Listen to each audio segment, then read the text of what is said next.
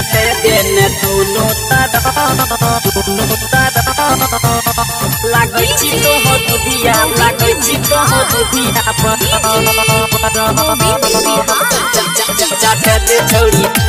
चाटे दे छौरी दोनों तरफ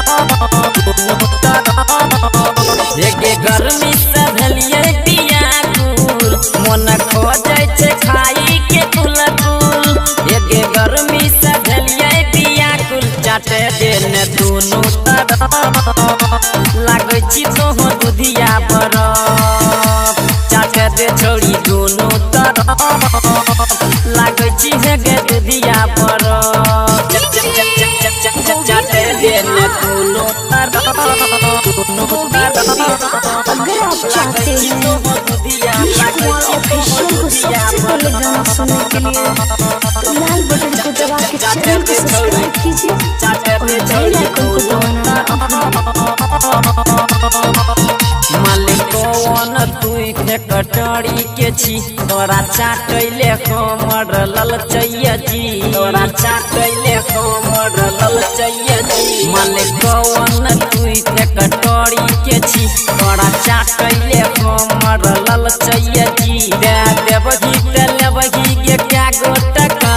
चखा देना पहिले तो हो एक कटा होइ छै पसीना तरे तर गे करैली हो बेट तो भर गे की मानबो नहीं खैबो घपा घर लागै छी छोरी दुधिया बरफ चाटे देने दोनों तरफ लागै छी तो हो दुधिया बरफ चाटे देने दोनों तरफ लागै छी तो हो